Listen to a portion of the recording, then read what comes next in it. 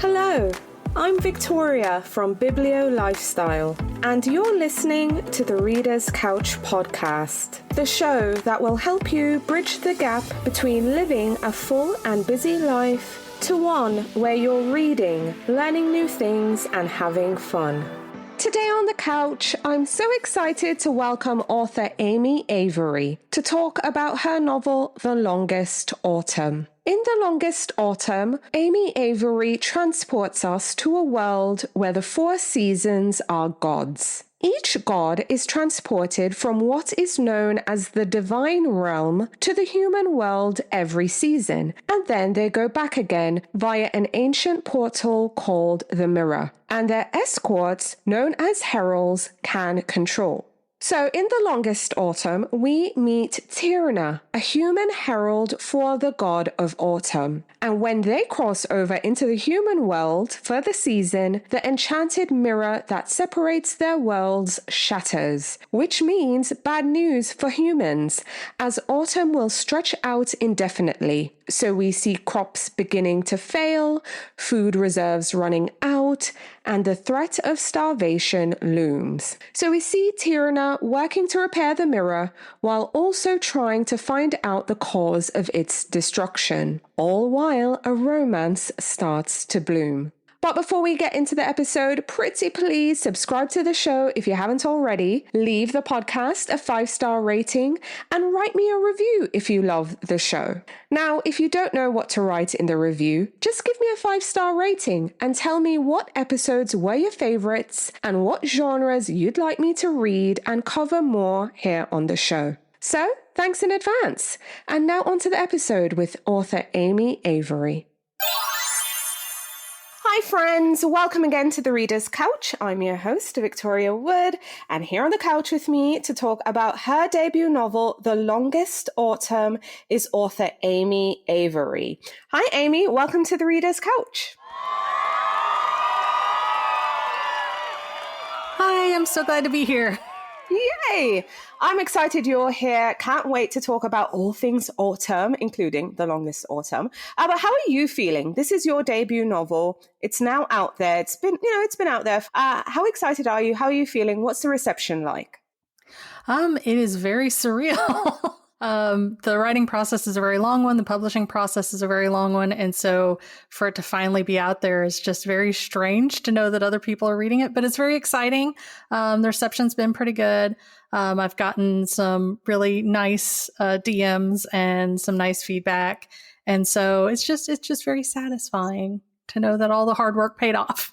Yes, I can't even imagine. And yay for DMs. I love hearing directly from readers, and I can't even imagine how it must feel, as an author, just, hearing from your people, essentially. It's great. But I want them to hear it from you. So tell us about The Longest Autumn. What can readers expect? What's your elevator pitch? And, what can they expect when they pick up your book?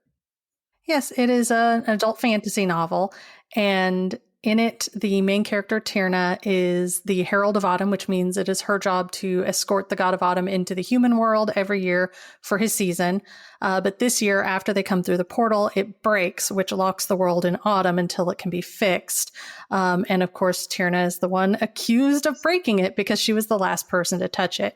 So she has to figure out who broke it, help them figure out how to fix it so they can end autumn. Meanwhile, it stretches on, so all the problems that you would expect happen. Crops are failing. There's a bit of a problem with illness spreading. And so it's kind of about how far she's willing to go to fix the mirror, but also to get her prestigious job back and prove her innocence. Yes, absolutely. I think the first thing I want to ask you is what is your relationship like with the seasons? Because essentially, right, we are reading a book where each season essentially has its own god, where did this idea come from in terms of, aligning seasons with gods? And then of course you selected autumn, and we really kind of go there with the god of autumn. But yeah, just tell me about your relationship with seasons and where the inspiration came for this story. I'd been kind of trying to think of ideas, and I had this concept of dealing with something that had to do with gods and mortals, kind of mythology style. And I was trying to think of, I wanted to create my own pantheon that was kind of something other than what we'd seen before. So rather than having gods of the same things that, match up to like Greek mythology, I was trying to think of what else they could be the gods of.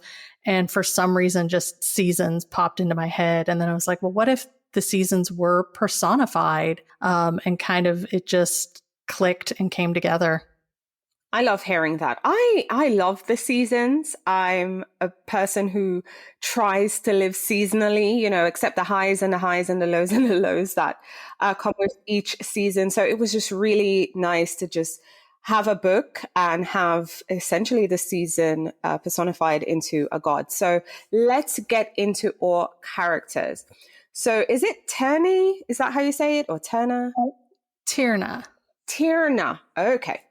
So we meet in your book Tirne. She has kind of, a special job, essentially. She's responsible for making sure that the god of the season, in this case, autumn, leaves that realm and come to the human world and transport back. And you kind of essentially do this every season. And it's a really cool job. It comes with a title. It's a high ranking thing, I guess is the best way I can describe it. And like you shared earlier in your pitch, unfortunately, the pathway, the mirror through which they travel back and forth has been destroyed and they can't go back until it's fixed. Tell us about Tirne, her job, who she is as a person, and just what she has going on before, obviously realizing the mirror was destroyed. Yes, she is. I kind of joke that Tirne has former gifted kid syndrome. She was raised to have this prestigious job by a mother who was a bit demanding, and has always had this high expectation of her and had this expectation for her life. So she kind of sees a lot of her status and she aligns her sense of self with this job. So when it breaks, that's, kind of she loses her sense of self. But that's kind of who she is this is her life. That is the one thing that she has devoted herself to. In some ways, she's a little bit of a workaholic. Yes, she sounds like a workaholic indeed. And like any true workaholic, speaking from experience here, you discover that, she's gutted when obviously the mirror has broken and, she was the last person to touch it. And she was just so devastated at her demotion, so to say. So, of course, she has incentive to find out what happened to the mirror and the mirror's destruction, which is essentially the mystery at the center. But also, let's talk about Autumn, because seeing Autumn and Tirne kind of living their best life. Tell me about just your concept of them, leaving this realm and then coming to Earth and then just essentially living their best life while here.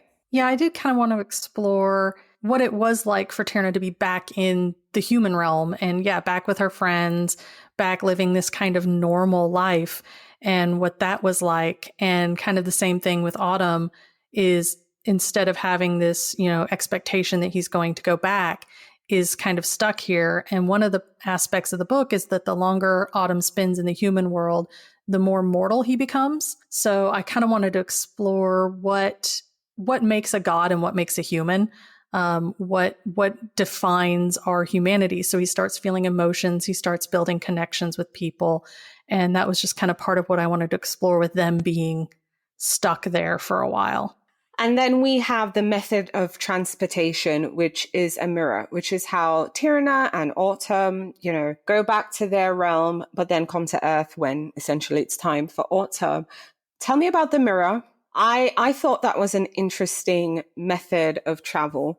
Tell me about the idea or I guess reason for creating the mirror and then everyone's investment in trying to fix it. Yeah, the idea behind the mirror was that I needed a portal. I needed some way for them to get from one world to the other.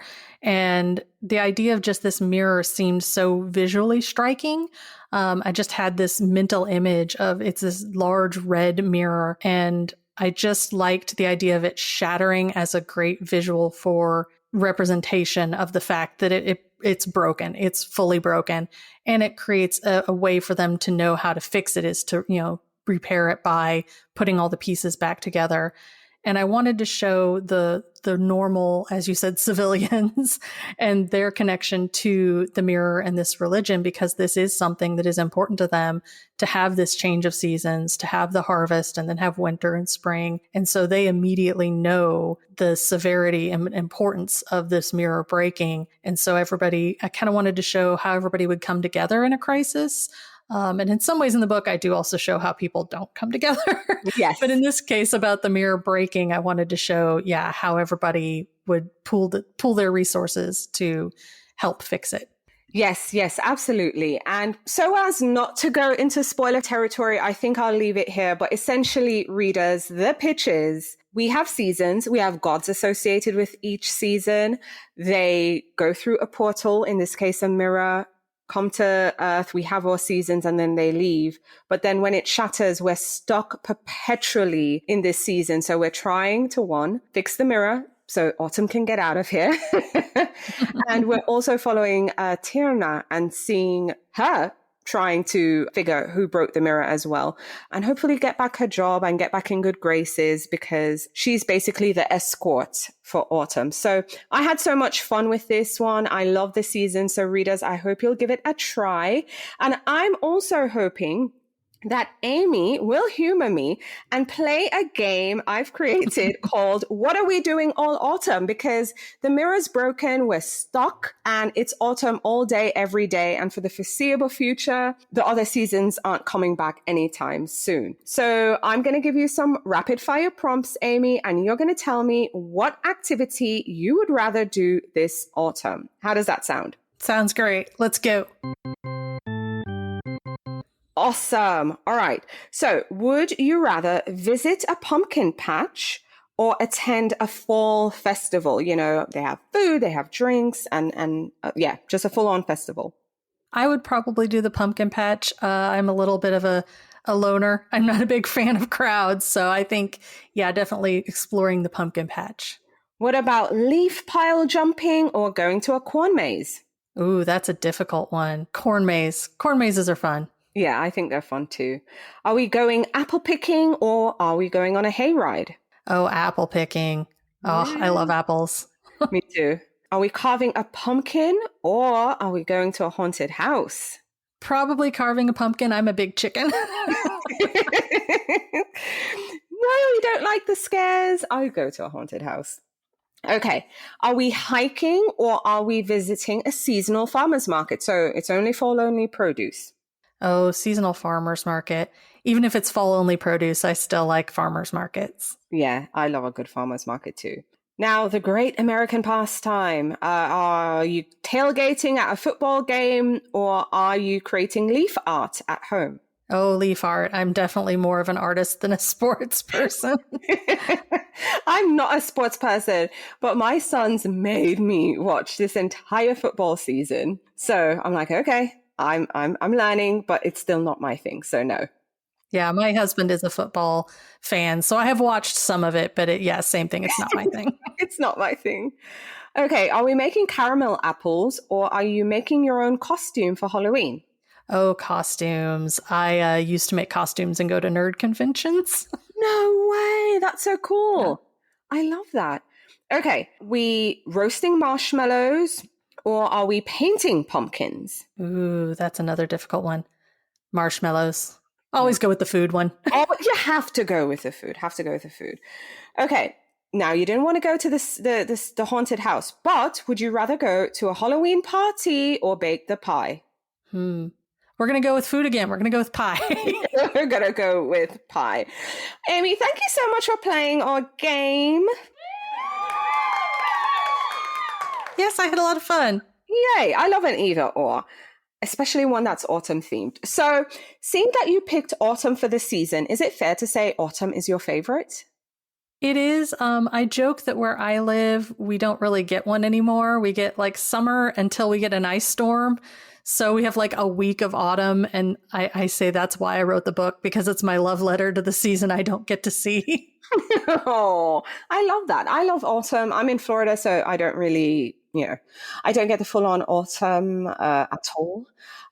It just gets cooler, and that's about it. So, but I love just all the vibes, all the food with the season, and I love the decor. I love the cozy vibes. When I ask readers, they seem to like autumn best, like as their favorite season. I think summer is a close second. I think autumn's just a great season to like sit around with a hot drink and curl up with a book by a fire without it being too cold. Yeah, because we don't want it to be too cold. We also don't want it to be too hot because a heat wave, oh my gosh. Mm-hmm. Yeah, that can be a bit challenging. Okay, so we are greedy as readers because we have the longest autumn now for listeners. If you haven't read it already, again, I hope you'll give this one a go. But can we expect other seasonally themed books for you? I mean, what projects are you working on? Maybe it's not seasonal, maybe it's different, but what can you tell us? Unfortunately, due to the nature of publishing at the moment, I don't really have anything I'm allowed to talk about. No, but is there another book though? Not quite at the moment. Okay. Are you working on anything separate from publishing contracts and all that? I am working on some stuff. I'm trying to work on maybe building up my short story game. Okay. So I'm going to be submitting some of those. So I'm kind of doing that while we're in the process of some other things.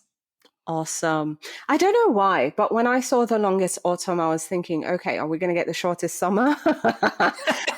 Short winter, or maybe an anthology story collection where we get all the gods information on the other seasons that we didn't get in, the longest autumn. So yeah, like I said, I love a good, seasonally themed anything. So that's why I was curious. But, kind of digging more into your writing life. So now your debut is complete. You're working on some stuff. You can't really, talk about it yet. But, looking back, if you could tell your younger writing self anything, because now you have a book on bookshelves, if you could tell your younger self anything, what would you tell her?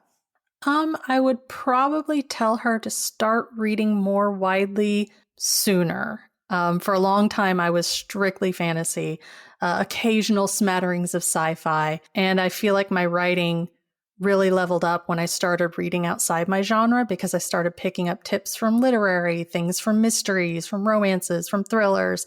So I wish I had started reading outside that genre a lot earlier in my life.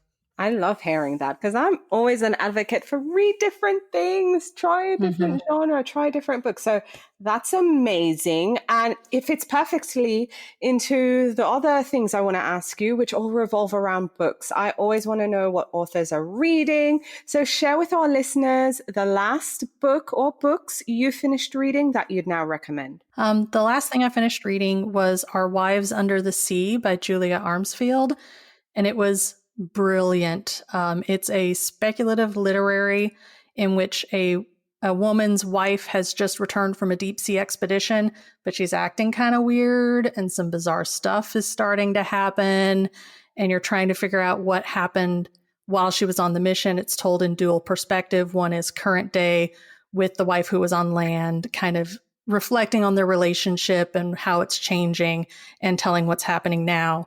Whereas the other one is the telling of what happened while they were under the sea and kind of going through and building up that mystery and that tension. And it's just literary. It's written in just stunning language. The character work is amazing. Highly recommend it. Love that. What would you say was your favorite childhood book that you can remember? I was really into, it's not actually a children's book, but I was very, very much into the All Creatures Great and Small series. Mm-hmm. I did grow up on a farm and I did grow up around a lot of animals. And so I just really loved that series by James Herriot. It's about a British veterinarian back in, several decades ago. And it's a nonfiction about his experiences as a vet. But what books are you looking forward to reading in the year ahead? I have a lot because I'm keeping an eye on a lot of the debuts that are coming out. So I've got a whole reading list planned. But the next one is coming out later this month, and it's Fathom Folk by Eliza Chan. And it is set in a world, it's a very water-based world where there are creatures in the water and people who live above the water. It involves a lot of different water-based mythological creatures from different societies and has to do with class structure and everything. And it just looks really, really interesting. Sounds fun. So on the show, we love our authors, we love our books, but we also love our indie bookstores. So share with our listeners your favorite local indie or an indie you discovered on your travels. I will say I am from the Midwest, so local is kind of a wide radius, and I have several. But the one that I would probably shout out the most is the one where I had my launch party. It is here in Wichita, Kansas, and it's called Watermark Books and Cafe. They have a nice wide range of books. They have really passionate booksellers, as most indies do, and they have a great cafe with amazing coffee. Ooh, I love that. And I love hearing about a launch party. Tell us about it. Like, okay, from beginning, like obviously knowing about it, then getting there and, you know, the atmosphere. I'd love to hear about your launch party. It was actually, you know, I don't live in a very widely populated area, so it was relatively small, but it was well attended. It was a lot of friends and family, which was nice. A lot of my writing friends. So we had a nice Q&A. And everybody kind of got to hang out and talk, and I got to do a book signing, and it was the first time I'd signed books in public, which was very surreal. So it was a good time. It was kind of my first public outing with the book, which is it was just fun. And you know what? I love a more intimate gathering than something, you know, just really big and splashy. So having friends and family, I mean, that sounds amazing. And, you know, signing books and doing all that good stuff. Yeah, it sounds fun. So yay for you. Thank you. It was very, very fun. I liked it. So in addition to the books and the bookstores and the reading, sometimes readers have reader problems, and sometimes that manifests in, you know, a reader slump, or sometimes people are just struggling to find time to read. And even though, especially for me, I'm always encouraging just friends and people I meet online and just everyone everywhere, you know, try and get one page in or two. I know hearing, you know, other advice and other points of view can also be beneficial. So share with our listeners what tips have worked for you, or what advice you would give for one, a listener who is going through a reading slump and they're trying to get out of it, or two, a listener who is struggling to find time to read. For someone in a slump, and actually this would work for someone who's trying to find time to read a little bit too, is if you're okay with short stories, to pick up an anthology, because it feels bite-sized. It's easier to be like, okay, I'm just going to read a story, rather than feeling the daunting nature of a book. And then if that story isn't for you, you can just flip to the next one, instead of starting a book and feeling like you're not finishing a whole book. Same thing with if you don't like short stories, maybe try picking up a novella for the same reason. That's kind of a compromise between the two.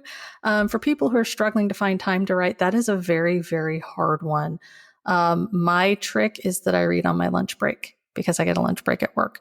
I like that. I would journal sometimes during my lunch break. So yeah, I like hearing that people read and, you know, do other little things for the self. Does that make sense? Because it's like you're working, you need to nourish your body, you need to eat, but just finding that little extra time to do something for yourself, aka reading or journaling, that sounds great. Yeah, I feel like you just need a moment to check out from work brain, and then you can check back in a little more refreshed.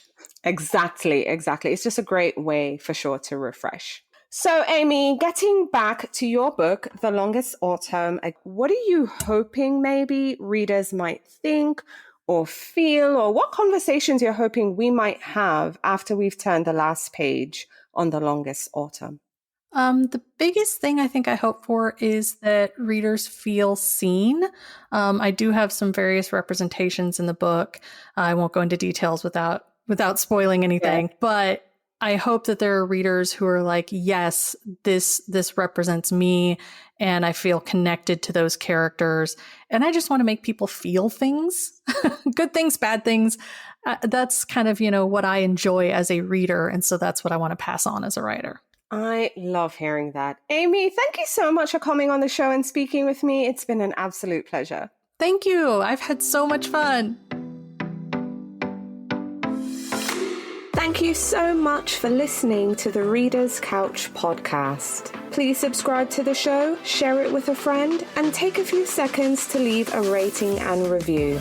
Until next time, stay lounging, stay reading, and whenever you're in doubt, go straight to your local bookstore or library. Thanks again for listening, and happy reading.